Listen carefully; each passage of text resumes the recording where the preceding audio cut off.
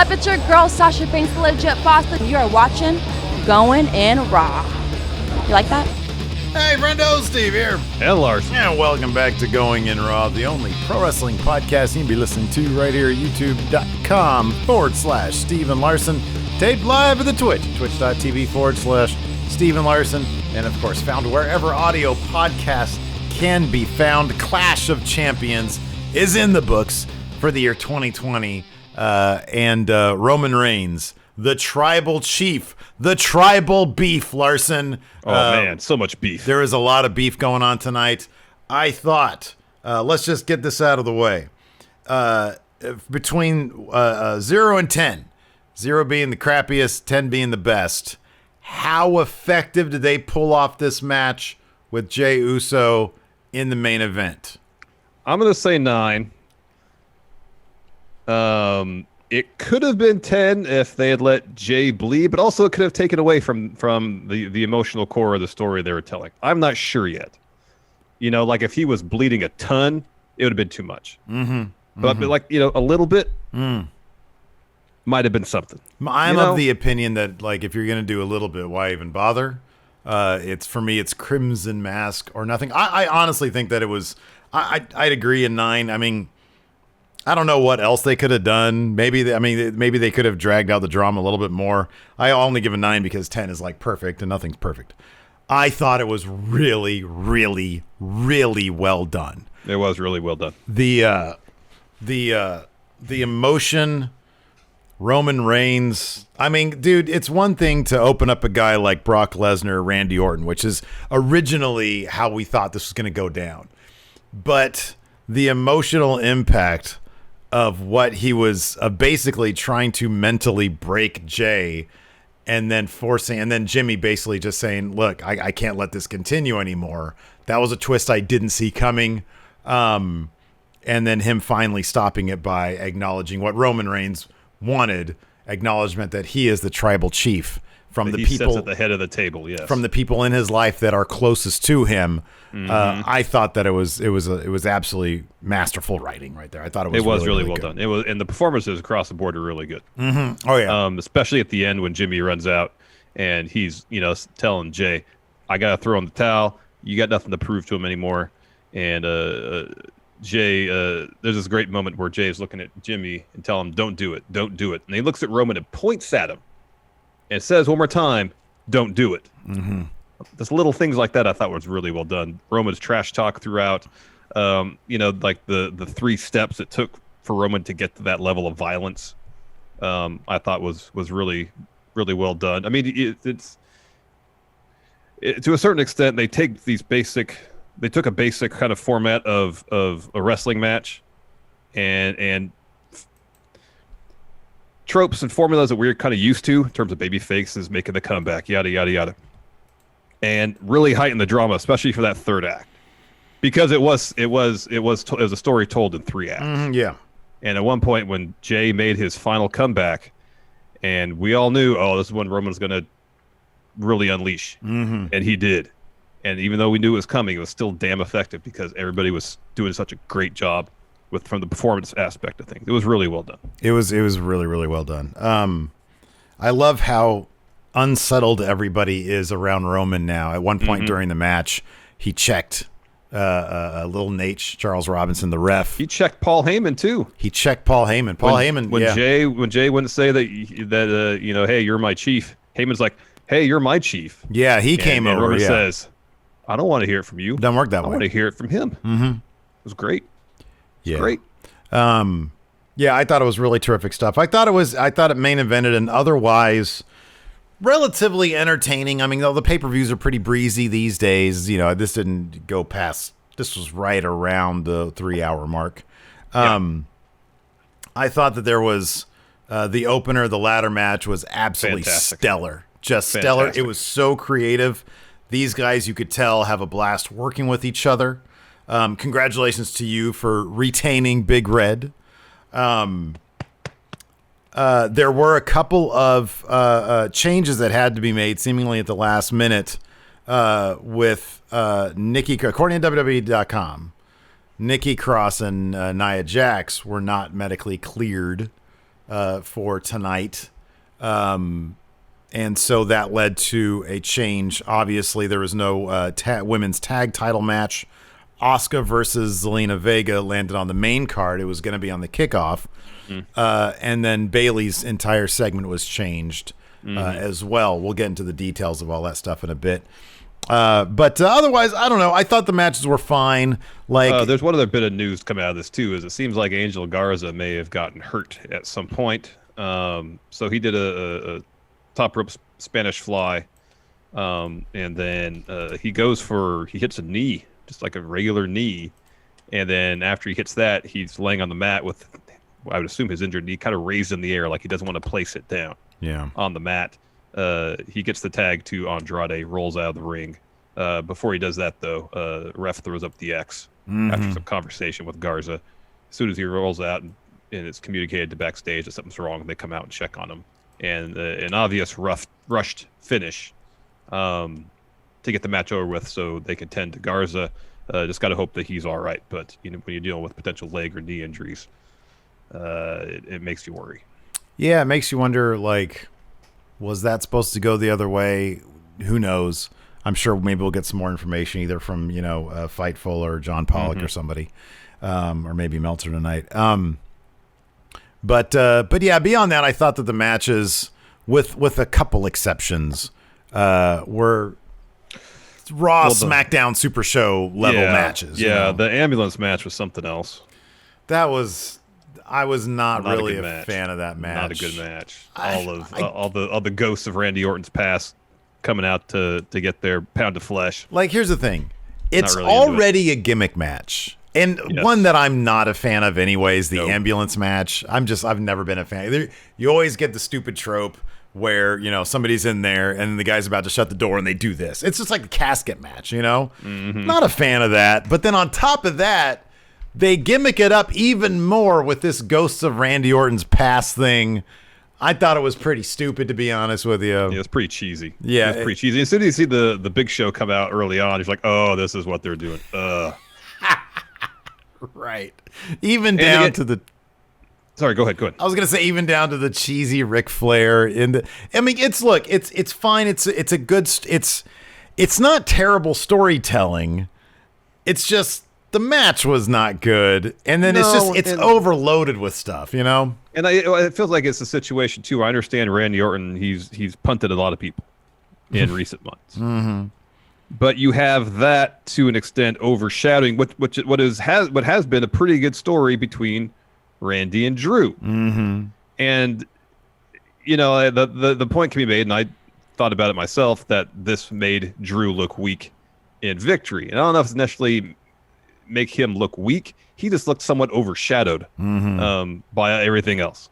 Now there's this really hot feud between the two of them, which will probably culminate at Hell in a Cell. And yeah, sure, this is a way to kind of get around a title change now if they want to have it happen at Hell in the Cell or whatever. I don't know. But it just felt like a letdown. This feud's been pretty good, and it just felt like a huge letdown. Yeah, I don't know. I just thought that I thought that it was unnecessary cheese, which I guess a bit of a letdown. But I don't know. I mean, there's a lot of people. There's a lot of people in chat who are all about that match. That's totally cool. That's totally fine. I'm not dogging you guys, but I don't know. It just didn't really do a lot for me because you're right. It's been a really good feud, but this I thought it was a bit on the cheesy side. But hey, it wasn't. At least there's this. At least it wasn't. I feel like without all the over gimmick stuff, just a straight up ambulance match probably just would have been boring. At least it wasn't that. At least it wasn't boring. Yeah, I don't know. I mean, another way to potentially look at it, and this is, looking at things hopefully, optimistically, that without kind of the burdens of working those story beats in, of all the interference from Flair and, well, not really Flair, but Michaels and Big Show and Christian and so on, could they have come up with a creative approach to the match itself without having to work in those story beats? I just don't know. It's an ambulance match. Who knows? All right, so to kick things off, because the Asuka Zelina Vega match got kicked up to main show, seemingly Cesaro and Nakamura defended their SmackDown tag team titles against the Lucha Burning House Party, because that house party that's a dead party, man. Somebody called the cops on that particular party, Larson. Yeah, it's going on way too long, apparently. Yeah. This was a really fun match. And maybe Lucha House Party would have had a much better luck had they decided not to have Kalisto and Lince Dorado represent them in this match, because they have been the two going at each other over the last few weeks. And when they work together well, but it wasn't enough to get the win. There is some fun stuff here. Cesaro is still, by the way, Nakamura had guns out tonight, man. They had that great sleeveless version of his man. of He's his been outfit. hitting the curl bar. It was awesome. Cesaro's always good with these guys, though. He's always so much fun to watch. And, on SmackDown, Nakamura was a lot of fun with Grand Metalik. And they, like you said, Lucha House Party, they worked well for a little bit. There's a great bit on the outside when Kalisto tried to do like a suicide dive or something on Cesaro. Cesaro catches him. But then Lince comes out, does a suicide dive, which sort of like swings around both of them and lands Cesaro into a DDT. It was a really fun combo. But in the end, Cesaro and Nakamura, I believe this was to Kalisto. Yeah. Cesaro had him in a swing, and they did the thing where Shinsuke comes in with a Kinshasa. Oh, man, so good. It was so good, yeah. So, that finish looks like it'd be brutal. Yeah, I know, brutal. Totally. I mean, Nakamura, I think, landed the knee on Kalisto's shoulder. But, man, there's a chance for that to be real bad. Yeah. Fun match, though. Really good kickoff show match. The main card opened up with a hell of a ladder match. Whoa, dude. You got to mention John Cena. Peacekeeper himself did the narration for the intro. That's true. Sorry. Didn't make note of that. Sorry. Ladder match, AJ Styles, Sami Zayn, Jeff Hardy.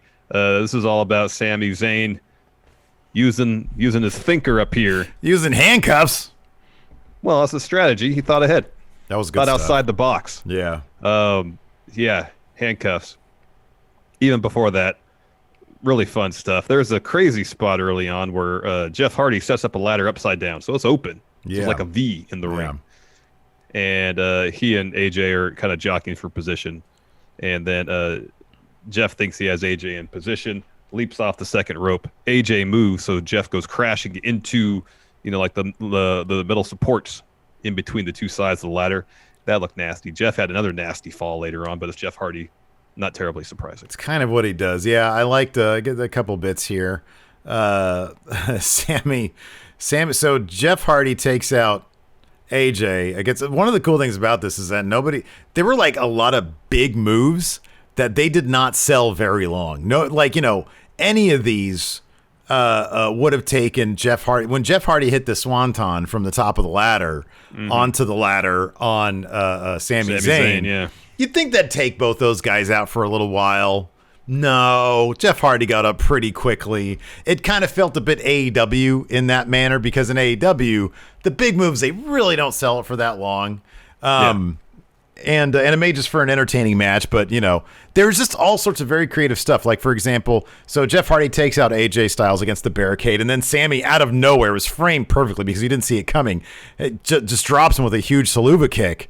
He gets in, climbs the ladder. AJ gets a little tiny ladder, throws it at Sami Zayn. He falls off. That was good. There was the bit where Jeff Hardy, for some reason, him and AJ, they tried to sell it that AJ had the advantage in terms of where the ladder was. Yeah. And so Jeff Hardy's up there with them. They're fighting, and Jeff Hardy just decides, well, if he's either going to get it or we both need to fall down. So he just sort of tips the ladder over. They both spill.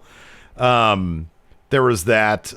There was a lot of cool stuff going on here. But anyways, towards the finish, Jeff Hardy spills AJ off the ladder because he had climbed it. Sammy comes to after the swanton. Rams Jeff into the barricades, and then he gets out handcuffs.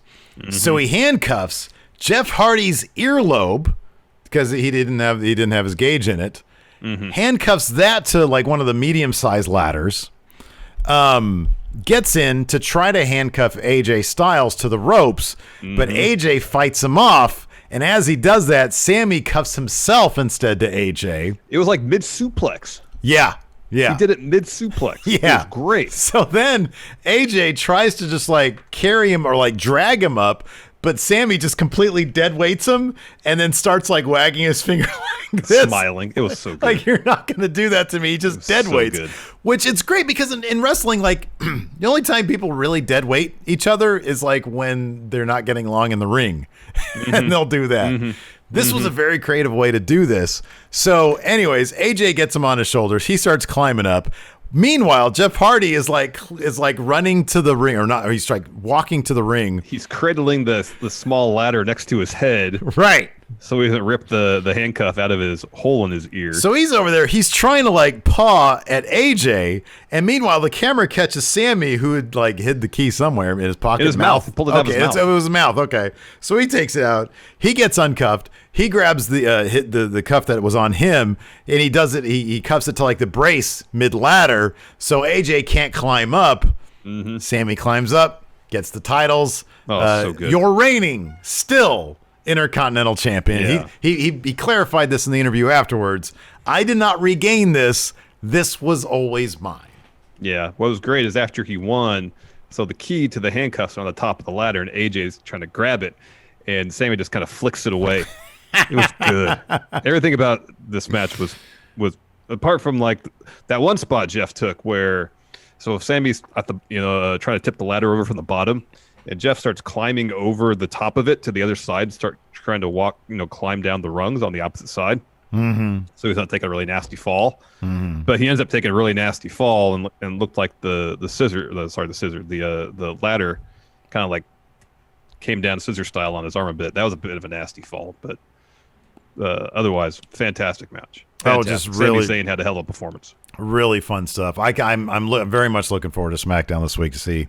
Yeah, what else they're going to do? This show in a lot of ways put in pretty stark relief storytelling approaches between the two shows. Yeah. Oh yeah. Yeah. I agree with that totally. After that, R-Truth, who had shown up in the kickoff show in various segments, dressed up as like an old prospector, I think. That's what I gather from that. He's got little Jimmy with him. He's been looking for gold while he's, I think, in an interview being asked about that. Drew Gulak, who had been doing lunges behind him, always being prepared, rolls him up, wins the 24/7 title. After that, we had Zelina Vega versus Asuka. Zelina early on. Good showing. I thought a good showing for Zelina. No one expected her to win. Yeah. That being said, she comported herself great in the ring. She had a strategy. She worked it. She worked over Asuka's arm. And that finishing sequence, especially at the end, was outstanding. Yeah, the finishing sequence was really, really good. It was one of those things they replayed, and I was like, okay, I don't know what that was, so it was really good. Yeah. Somebody asked for my Steve star ratings for that match. I give it 4. I think I almost gave it 5 stars. You said 4 3/4. 4 3/4 for the ladder match, yeah. It was really good. So there was a really, really cool finishing sequence, but in the end, Asuka got the Asuka lock, and Zelina Vega taps out. Like you said, though, really good showing from Zelina Vega. Yeah, it really was. I mean, like the finish, I think Zelina was trying to roll up Asuka. Asuka kicks out, another roll up. Asuka kicks out of that right into the Asuka lock. It's fantastic stuff. Yeah. After the match, Asuka gets an interview. She says Zelina is a firecracker, small yet dangerous, but she wasn't ready for Asuka. Camera pans out. Zelina's still standing in the ring. Asuka offers her hand to Zelina. Zelina shakes her head no, then bows to Asuka instead. Asuka returns the bow, and then Zelina kicks her. Yeah, then hits her again, runs out of the ring. Asuka grabs the mic and just starts yelling at her. Good stuff. After that, we had Apollo Crews versus Lashley for the United States Championship. So Apollo spent a lot of this match beating up Bobby Lashley. And Bobby Lashley, it took him 2 moves. Yeah, 2 moves. Buster, Hurt Lock, win. So, Apollo gets out of a Dominator, does a standing moonsault, frog splash. That gets him 2. But then, Lashley tapped him out. Crews basically hit everything but his finish in this match. Yeah.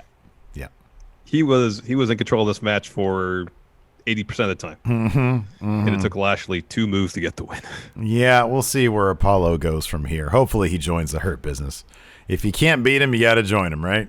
Maybe we were kind of hoping that Ricochet would join Hurt Business tonight, but everybody cool should join Hurt Business, and we're both fans of both these guys. They should join Hurt Business. Definitely, because Hurt Business is cool. Yeah, but they maybe do like interns. They have 2 internship spots to start out. See how they do in the Hurt Business. You prove your Hurt Business bona fide before you get moved up out of your probationary period. You got that right. Next, we had the Raw Tag Title match: Andrade and Angel Garza versus Street Profits. This match was going pretty well, in fact. Andrade and Garza are working well together after weeks of are they going to break up, are they not? No miscommunications. Everything seemed fine. They were isolating Montez Ford for a good stretch. Dawkins eventually gets a hot tag. He goes on a bit of a run. And then Ford's back in. So he and Garza are kind of jockeying for position on the top rope. Angel hits the Spanish Fly off the top, gets a 2. So Ford's going for the tag in the corner. Andrade pulls Dawkins off the apron. So then Garza hits a knee on Ford. And that's when he talks to the ref. Ref throws up the X. Mm-hmm. So I don't know if it was the move off the top. I don't know if there's something with the knee. Who knows? I mean, I watched replay on Twitter afterwards to see if there's anything obvious. And like, there's nothing obvious with the Spanish Fly, nothing obvious with the knee. So the Spanish Fly was scary. His head came so close to being, bent back because of it. So, I mean, all I can go off is what people in chat were saying. I mean, they were sort of positing that the non-striking leg of the knee strike maybe was the hamstring there. So it looks like PW Insider is reporting that it's a legitimate thing. Yeah. Mm-hmm. I suspect, and they rushed to get that match over with. Oh yeah, no, that happened. I mean, including Andrade kicked out of Dawkins' Spinebuster, and they still rang the bell. It's not shocking at all. So hopefully it's nothing too bad, too serious. I know for Angel Garza. I hope not. After that, we got a commercial for the WWE Draft starting on Smackdown October 9th. So that is a week from this Friday. Is that crap! I was gone. Did I get up for that one? When is it? October 9th? No, I got up for this, and I came back, and I was like, "Oh, is this a draft commercial?" And you were like, "Yeah." You were here. No way. Yeah. I don't remember a bit of that. Yeah, man. Sometimes when you ask me stuff, I'll just be like, uh-huh. That had to have been one of those moments. Maybe. Wow. Maybe. Anyway, so it's happening starting October 9th on SmackDown. Cool. Right on. So breaking news. Breaking news from Larson to Steve. Cole Steve. Yep. After that, we had a Drew Gulak interview. His first rule is always be alert. He was doing lunges up and down the hallway at Thunderdome to stay alert. And he says, I want to dedicate tonight's victory to Akira Tozawa because he was apparently eaten by a shark on Raw. Yep. And then Truth comes up from behind, clocks Drew with a bowl. Yeah. Covers him to get the win. After that, we had a lot of people here in chat are booing the draft. I like drafts. Drafts are fun. Yeah, we should do another mock draft. That was like one of the best performing videos we ever did. We did our mock draft. Well, the one in 2017. Yeah, no, the one 2016. 2016, yeah. At different times, I know. Not that was the latest really one. Yeah, I'm down for that. That's cool. I still owe you that pizza from the last one. You do. All right. So I don't want to keep score again because that's a real pain in the ass. Well, I'm sure as hell not going to do it. I'm not suggesting you do it. I'm just saying let's just not do it. Oh, okay. That's cool. We can not do it also. All right. So Bayley comes out with her chair. She says, sad news about Nikki Cross not being cleared. I was looking forward to beating her. I even got new gear. She said, I'm the most dominant. You would have lost. I would have proven that I could have done without Sasha. She says, I just wish it wasn't a forfeit. And then she essentially issues an open challenge. Kind of shocked. Asuka came out. This is one of those things that would have popped the crowd pretty big. The match was nothing. The match was absolutely nothing. I mean, Asuka comes out strong. She drops with a couple German suplexes. Bayley tries to leave early on to get counted out because she don't care. Bayley goes after Asuka's injured arm. In the end, though, they're on the outside. Bayley just thunks her with a chair, and Asuka gets the win by DQ Bayley retains her title, obviously, because that doesn't change hands on a DQ. But then right after that, Sasha out of nowhere hits Bayley with a chair, beats her up a little bit inside the ring. I think there's a kendo stick involved. There was. Yeah, and then right as Bayley was leaving, Sasha tries to hit her with the chair again. And I don't know if the chair sort of slipped out of her hands or what, but it kind of launched itself out to Bayley and kind of clipped her a little bit. But as she was leaving, it could have hit the ropes and it kind of bounced back towards Sasha. Yeah. Yeah. That continues. That does continue. Next, we had Randall Keith Orton versus Drew McIntyre in this ambulance match gimmick thing. So early on, Orton's got the upper hand in the ring, hits a draping DDT on Drew, sets up for a punt, and then someone grabs his ankle. You don't see who it is at first, and then he drops his mask. It's Big Show. Pulls him out of the ring, choke slams him through the announce table, and then we kind of all see where this is going. So Drew has the advantage for a bit because of that. Kind of no sells. I wonder if he's going to mention it at all. He's like beating up Orton all the way towards the ambulance. He goes to the ambulance, pulls some crutches out. Makes sense why there's crutches in the ambulance. And he pulls out a red folding chair out of the ambulance. Mm-hmm. Like how many ambulances have red folding chairs in it? Well, at this point, I assume they all do. No, I think only one. Oh. So he hits Orton with it, goes for another shot. Orton picks up one of the crutches, hits Drew in the gut with it, takes the chair, rams it into Drew's face. Then we got a bunch of stuff near the ambulance that really amount to a whole lot. They start brawling backstage, and Orton gets tossed backstage into my chair. That was weird. Chair that was weird. It was literally like, with the exception of some of the wear and tear up there. Yeah, it was the exact same model as your office model. chair. It's the exact same model. It was weird. I'd never seen this model anywhere else ever in the history of the world. A little weird. So they're brawling near catering. Orton tosses Drew into the wall over there. Christian, he runs in. Christian, he lands some shots on Orton, tosses him into like where I would assume the prime rib was, on the catering table. Sounds so good right now. So he's taken out, or so he's let out by refs. Drew comes to, goes over to him. Sorry, I'm skipping ahead. So then Drew fights Orton back towards the ambulance. He puts Orton on the hood of it. Randy sticks his thumb in Drew's eye and then slams Drew into the windshield. It cuts up Drew's back pretty good. Mm-hmm. But then it looked like Randy tried to cover Drew on the hood of the ambulance. Yeah, I don't know if he was just resting back or if he was actually trying to cover him. He pulled his leg up. You don't do that when you're resting on somebody? No. Because if it was just him resting, that's one thing, but he got the leg. Well, there you go then. And I think he looked around. Now, maybe that's a thing that he was trying to sell how beat up he was. I think if it was anything, it was probably that, yeah. So I'm not saying he screwed up or anything. I just thought it was just funny that it was like he did it and looked around and was like, oh, no ref. Oh, yeah, I can't win this way. Mm-hmm. So they're brawling on top of the ambulance. Drew kind of gets stomped off there. Orton turns around, bang, super kick from Shawn Michaels, and then just barely pushes him off the ambulance through some tables. Drew picks up Orton, carries him to the ambulance. Orton escapes, RKO. And then Orton pushes Drew in there, closes one door, and is really milking this. Goes to close the second door, and then that's when Drew puts his hands out, prevents it. Sticks his thumb in Randy's eye. He gets out, hits Randy with the Claymore, puts Randy in the ambulance, starts to close the doors, doesn't, pulls Orton out so his arms and his head are hanging out of the ambulance, hits a punt on him, closes the door for the win. Definitely not as good as the finish I booked.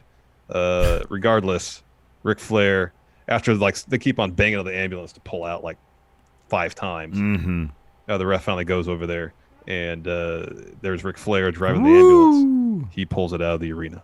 I feel like this would have been a really good Raw main event. Like it was a decent Raw. If it was just on Raw, I'd be like, "Oh, this was fun. Look, they brought all the people back." It felt like it should have been a Raw with all the interference and stuff. Yeah, right. Anyways, yeah, whatever. Yeah, whatever. Anyways, then we had our main event. No shirt. Roman has all the beef. He promised no shirt, and he delivered. Oh, he delivered lots of no shirt here. Beef, all the beef. So you knew Jey was in trouble. I mean, before the match, you knew Jey was in trouble. But early on, Roman charges towards him in the corner. Jey evades. He does a little dancing, and then he dabs on Roman. Oh, at that point, I really wanted him to get lobotomized by Roman. Wow. Right there. dabbing on him. Anyways, Roman just grabs him and throws him out of the ring. Jey hits about 3 moves. Roman responds with a bunch of moves. Jey hits a couple kicks and a punch. Samoa drop gets 2. Goes for the kind of running stink face thing. Roman counters that with a Superman punch. And then Roman goes on a huge run of just offense. Forearms, headbutts. At one point, Jey chops Roman. Roman completely no-sells it, drops him with the right hand. Just lays it in. At that point, that's when Roman started. I think that's when he kicked off the "I want you to acknowledge me as the tribal chief." That was later. He started. Okay, well, he started talking to him. Yeah, he at was that talking. Point. This was like the second. This was like 3 stages of violence. This was the second stage. Because then Roman goes for the clothesline in the corner. Jey gets his feet up. This is when Jey starts getting his last bit of offense. And Jey avoids a punch, sends Roman to the ring post, clotheslines him out of the ring, suicide dive, kicks him out of the ring after he puts it back in, another suicide dive. Jey hits crossbody off the top, gets 2, super kick 2. Jey goes up top, leaps over Roman. Roman hits a jumping leg drop. Hadn't seen him do this before. Yeah, that was rad. Gets a 2 on that. Roman set up for a spear.